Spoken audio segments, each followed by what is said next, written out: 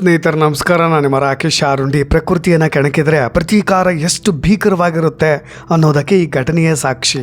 ಮನುಷ್ಯನಿಗೆ ಮಾತ್ರ ಸೇಡಿದೆ, ಅಪರಾಧ ಜಗತ್ತಿನಲ್ಲಿ ಹಗೆತನಗಳಿದ್ದಾವೆ, ಪ್ರತೀಕಾರ ಕೇವಲ ಮನುಷ್ಯರಿಗೆ ಮಾತ್ರ ಸೀಮಿತ ಅಂದ್ಕೊಂಡ್ರೆ ಅದು ನಿಮ್ಮ ಭ್ರಮೆ ಮಾತ್ರ.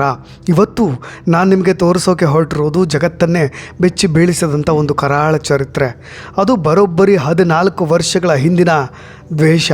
ತನ್ನ ಶತ್ರುಗಳನ್ನು ಹುಡುಕೊಂಡು ಆ ದೈತ್ಯ ಬರೋಬ್ಬರಿ 17 ಕಿಲೋಮೀಟರ್ ನಡೆದು ಬಂದಿದ್ದ.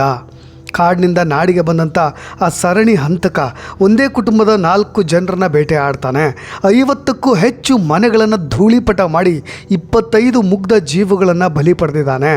ಯಾರು ಆ ಕಾಡಿನ ಕ್ರೂರ ಬೇಟೆಗಾರ, ಆ ಸೇಡಿ ಏನು, ಆ ವೈಷಮ್ಯ ಏನಿತ್ತು ಅನ್ನೋ ಬೆಚ್ಚಿ ಬೀಳಿಸೋ ಸ್ಟೋರಿ ಈ ಎಪಿಸೋಡ್ನಲ್ಲಿ.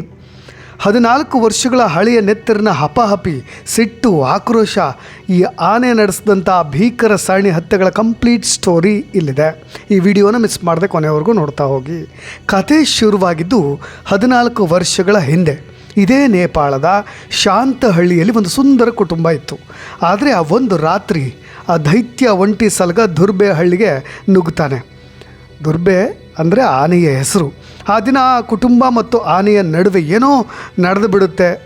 ಆನೆಯ ಮೇಲೆ ಏನು ಮಾಡಿದ್ರು ಅಥವಾ ಯಾವ ರೀತಿಯಾಗಿ ದೌರ್ಜನ್ಯ ಎಸಗಿದ್ರೋ ಗೊತ್ತಿಲ್ಲ. ಅದರ ಪರಿಣಾಮವಾಗಿ ಆನೆ ಕ್ರೋಧದ ಕಟ್ಟೆ ಹೊಡೆದು ಹೋಗ್ಬಿಟ್ಟಿರುತ್ತೆ. ಒಂದೇ ಕ್ಷಣದಲ್ಲಿ ಆ ಕುಟುಂಬದ ತಂದೆ ಮತ್ತು ತಾಯಿಯನ್ನು ದುರ್ಬೆ ಕಾಲು ಕೆಳಗೆ ಹಾಕಿ ಹೊಸಕ ಹಾಕಿಬಿಡ್ತಾನೆ. ತಂದೆ ತಾಯಿಯನ್ನು ಕಳೆದುಕೊಂಡಂಥ ಮಕ್ಕಳು ಪ್ರಾಣ ಭಯದಿಂದ ನಡುಗು ಹೋಗ್ತಾರೆ. ಆನೆಯ ಕೆಂಡದಂಥ ಕಣ್ಣುಗಳು ತಮಗೆ ಶಾಪ ನೀಡದಂತೆ ಭಾಸವಾಗಿಬಿಡುತ್ತೆ. ಹಂತಕ ಆನೆಯ ದ್ವೇಷದಿಂದ ತಪ್ಪಿಸ್ಕೊಳ್ಳಿಕ್ಕೆ ಆ ಮಕ್ಕಳು ತಮ್ಮ ಹುಟ್ಟೂರನ್ನೇ ಬಿಟ್ಟು ಹೋಗ್ತಾರೆ. ಕಾಡಿನಿಂದ ದೂರ ಬರೋಬ್ಬರಿ 17 ಕಿಲೋಮೀಟರ್ ದೂರದಲ್ಲಿರ್ತಕ್ಕಂಥ ಮತ್ತೊಂದು ಗ್ರಾಮಕ್ಕೆ ವಲಸೆ ಹೋಗ್ತಾರೆ. ಅಲ್ಲಿ ಹೊಸ ಬದುಕನ್ನು ಕಟ್ಕೊಳ್ತಾರೆ. ವರ್ಷಗಳೇ ಉಳೋದ್ವು. ಬರೋಬ್ಬರಿ 14 ವರ್ಷಗಳು ಕಳೀತವೆ. ಆನೆ ಎಲ್ಲವನ್ನೂ ಮರೆತಿರಬಹುದು ಅಂತ ಅವರು ಅಂದ್ಕೊಂಡಿರ್ತಾರೆ.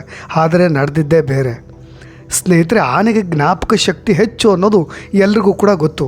ಆದರೆ ಅದು ಹಗೆತನವನ್ನು ಇಷ್ಟು ವರ್ಷ ನೆನಪಿಟ್ಕೊಳ್ಳುತ್ತೆ ಅಂತ ಯಾರೂ ಕೂಡ ಊಹೆ ಮಾಡಲಿಕ್ಕೆ ಸಾಧ್ಯವೇ ಇಲ್ಲ. ತನಗೆ 14 ವರ್ಷಗಳ ಹಿಂದೆ ಎದುರಾದಂಥ ಆ ಮುಖಗಳನ್ನು ದುರ್ಬೆ ಯಾವತ್ತಿಗೂ ಕೂಡ ಮರೆತಿರಲಿಲ್ಲ. ಇಡೀ ಕುಟುಂಬವನ್ನೇ ಸರ್ವನಾಶ ಮಾಡಬೇಕು ಅಂತಾನೆ ದುರ್ಬೆ ಕಾಡಿನಿಂದ ಹೊರಟುಬಿಟ್ಟಿದ್ದ.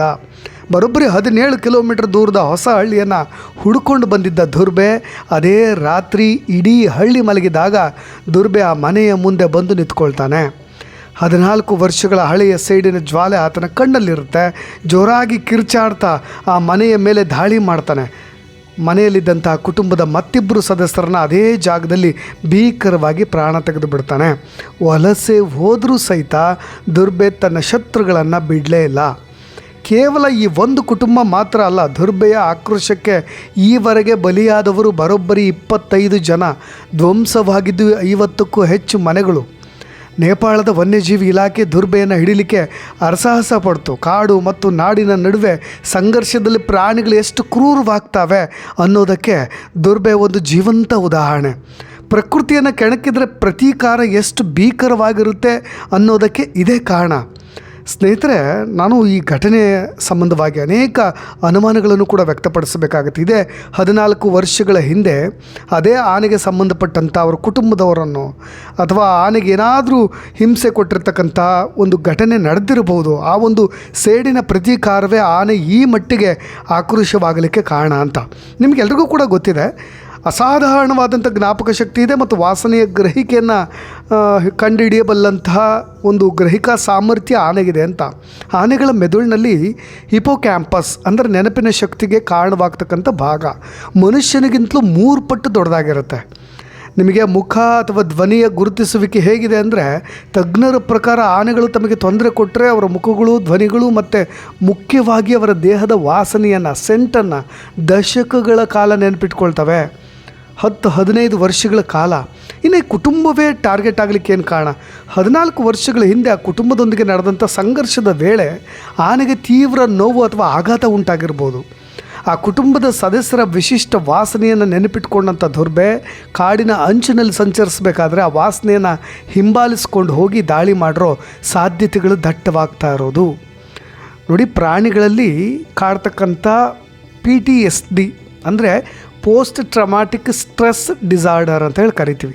ಅಂದರೆ ಮನುಷ್ಯರಂತೆ ಪ್ರಾಣಿಗಳಿಗೂ ಕೂಡ ತೀವ್ರವಾದಂಥ ಮಾನಸಿಕ ಆಘಾತ ಟ್ರೋಮಾ ಕಾಡುತ್ತೆ. ನಿಮಗೆ ಮನುಷ್ಯರು ತಮ್ಮ ಮೇಲೆ ದಾಳಿ ಮಾಡಿದಾಗ ಅಥವಾ ಗಾಯಗೊಳಿಸಿದ್ರೆ ಅಥವಾ ಪಟಾಕಿ ಬೆಂಕಿ ಇಟ್ಟು ಹೆದರಿಸಿದ್ರೆ ಆನೆಗಳು ತೀವ್ರ ಕೋಪ ಮತ್ತು ಖಿನ್ನತೆಗೆ ಒಳಗಾಗ್ತವೆ. ವಿಜ್ಞಾನಿಗಳು ಹೇಳೋ ಪ್ರಕಾರ ಈ ಮಾನಸಿಕ ಆಘಾತ ಆನೆಗಳಲ್ಲಿ ಪ್ರತಿಕ್ರಿಯಾತ್ಮಕ ಆಕ್ರಮಣಶೀಲತೆ ಅಂದರೆ ರಿಯಾಕ್ಟಿವ್ ಅಗ್ರೆಷನ್ ಆಗಿ ಬದಲಾಗುತ್ತೆ. ಅಂದರೆ ತನ್ನ ನೋವಿಗೆ ಕಾರಣರಾದವ್ರನ್ನ ಕಂಡ ತಕ್ಷಣ ಅವುಗಳ ಮೆದುಳಿನಲ್ಲಿ ಹಳೆಯ ಆಕ್ರೋಶ ಜಾಗೃತಗೊಳ್ಳುತ್ತೆ, ದಾಳಿ ಮಾಡಲಿಕ್ಕೆ ಪ್ರೇರೇಪಣೆ ಮಾಡುತ್ತೆ. ಹಾಗಾಗಿಯೇ ಈ ಆನೆ ಅಲ್ಲಿಯವರೆಗೂ ಕೂಡ ಹುಡುಕೊಂಡು ಬಂದು ದಾಳಿ ಮಾಡಿರೋದು. ಇನ್ನು ಆ್ಯಸ್ ಯೂಶ್ವಲಾಗಿ ನಿಮಗೆ ಮಸ್ತ್ ಬರೋದು ಗೊತ್ತೇ ಇದೆ. ಆನೆಗಳಿಗೆ ಮಸ್ತ್ ಯಾಕೆ ಬರುತ್ತೆ, ಹಾರ್ಮೋನ್ ಬದಲಾವಣೆಗಳೇನಾಗುತ್ತೆ ಅಂತ. ನೋಡಿ, ಗಂಡು ಆನೆಗಳು ಪ್ರಾಯಕ್ಕೆ ಬಂದಾಗ ಅವುಗಳಲ್ಲಿ ಟೆಸ್ಟೋಸ್ಟೆರಾನ್ ಹಾರ್ಮೋನ್ ಮಟ್ಟ ಸಾಮಾನ್ಯಕ್ಕಿಂತ 60 ಮಟ್ಟ ಡಬಲ್ ಇರುತ್ತೆ. ನಿಮಗೆ ಅದನ್ನು ಮಸ್ತ್ ಸ್ಥಿತಿ ಅಂತ ಹೇಳಿ ಕರಿತೀವಿ. ಈ ಅವಧಿಯಲ್ಲಿ ಒಂಟಿ ಸಲಗಗಳು ವಿಪರೀತ ಆಕ್ರಮಣಕಾರಿಯಾಗಿರ್ತವೆ. ಒಂದು ಸಣ್ಣ ಪ್ರಚೋದನೆಗೂ ಕೂಡ ಭೀಕರವಾಗಿ ರಿಯಾಕ್ಟ್ ಮಾಡ್ತವೆ. ನಿಮಗೆ ದುರ್ಬೆ ಆನೆ ಕೂಡ ಒಂಟಿ ಸಲಗ. ಇಂಥ ಹಾರ್ಮೋನ್ ಬದಲಾವಣೆಗಳ ಸಮಯದಲ್ಲಿ ಏನಾದರೂ ಅದಕ್ಕೆ ಹಳೆಯ ಶತ್ರುತ್ವ ನೆನಪಾದರೆ ಮತ್ತು ಅದೇ ಪ್ರದೇಶಗಳಿಗೆ ಅದೇನಾದರೂ ಮರಳಿ ಬಂದರೆ ಈ ಥರದ ವಿಧ್ವಂಸಕ ಕೃತ್ಯಗಳು ನಡೀತವೆ. ಸ್ನೇಹಿತರೆ, ಟ್ರೆಡಿಷ್ನಲ್ ಮೈಗ್ರೇಟರಿ ಕಾರಿಡಾರ್ ಅಂದರೆ ಭೌಗೋಳಿಕ ವಲಸೆ ಹಾದಿ ಇಲ್ಲಿ ಯಾಕೆ ಅದು ಅದೇ ಜಾಗಕ್ಕೆ ಬಂದಿದೆ ಅಂದರೆ, ಈಗ ನೋಡಿ, ವಿಕ್ಟಿಮ್ ಕುಟುಂಬ ಅಂದರೆ ಬಲಿಪಶು ಕುಟುಂಬ ಏನಿದೆ ಆನೆಯಿಂದ ತಪ್ಪಿಸ್ಕೊಳ್ಳಿಕ್ಕೆ 17 ಕಿಲೋಮೀಟರ್ ದೂರದ ಜಗತ್ಪುರಕ್ಕೆ ವಲಸೆ ಹೋಗಿತ್ತು. ಆದರೆ ಆಕಸ್ಮಿಕವಾಗಿ ಆ ಜಾಗ ಆನೆಯ ಸಾಂಪ್ರದಾಯಿಕ ವಲಸೆ ಹಾದಿಯಲ್ಲೇ ಇದೆ. ಅದು ಯಾವಾಗಲೂ ಕೂಡ ತನ್ನ ಒಂದು ಈ ಟ್ರೆಡಿಷ್ನಲ್ ರೂಟ್ ಏನಿರುತ್ತೆ ಆ ಹಾದಿಯಲ್ಲೇ ಹೆಚ್ಚಾಗಿ ಓಡಾಡ್ತಾ ಇರುತ್ತೆ. ಇವರು ಹೋಗಿರೋದು ಕೂಡ ಅದರ ಸಾಂಪ್ರದಾಯಿಕ ವಲಸೆ ಹಾದಿ ಅದು. ಅಲ್ಲಿ ಬರಬೇಕಾದ್ರೆ ಅದು ಕೆರಳಿ ಈ ರೀತಿಯಾಗಿ ರಿಯಾಕ್ಟ್ ಮಾಡಿರ್ಬೋದು. ಒಂದು ಆನೆಗಳು ವರ್ಷದ ನಿರ್ದಿಷ್ಟ ಸಮಯದಲ್ಲಿ ತಮ್ಮ ಹಳೆಯ ಮಾರ್ಗಗಳಲ್ಲೇ ಸಂಚಾರ ಮಾಡೋದರಿಂದ ಈ ಥರದೊಂದು ದುರಂತ ಸಂಭವಿಸಿದೆ. ಕುಟುಂಬ ನದಿ ದಾಟಿ ಹೋಗಿರ್ಬೋದು. ದುರ್ಬೆ ಆನೆ ಆಹಾರ ಮತ್ತು ನೀರಿನ ಹುಡುಕಾಟದಲ್ಲಿ ಆ ನದಿಯನ್ನು ದಾಟಿ ಅದೇ ಹಳ್ಳಿಗೆ ಬಂದುಬಿಟ್ಟಿದೆ.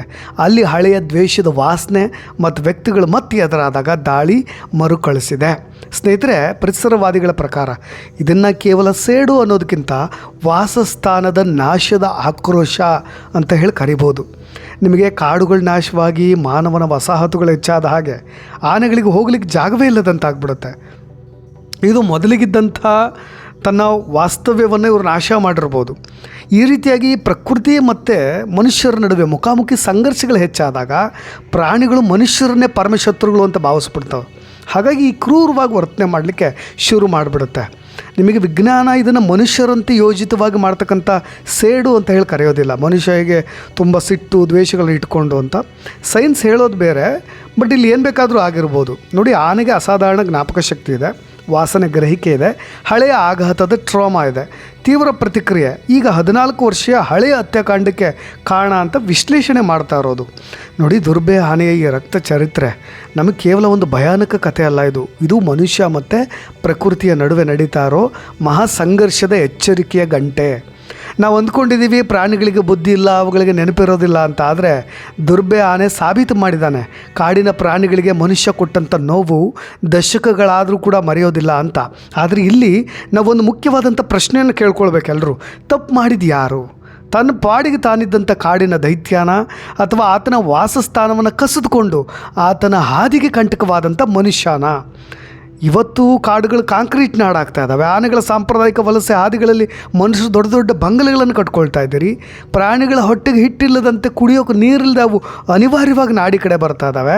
ನಾಡಿನ ಕಡೆಗೆ ನಾವು ಅವುಗಳನ್ನು ಕಲ್ಲು ಹೊಡೆದು ಪಟಾಕಿ ಹಚ್ಚಿ ಕರೆಂಟ್ ಶಾಕ್ ಕೊಟ್ಟು ಕ್ರೂರಗಳನ್ನಾಗಿ ಮಾಡ್ತಾಯಿದ್ವಿ.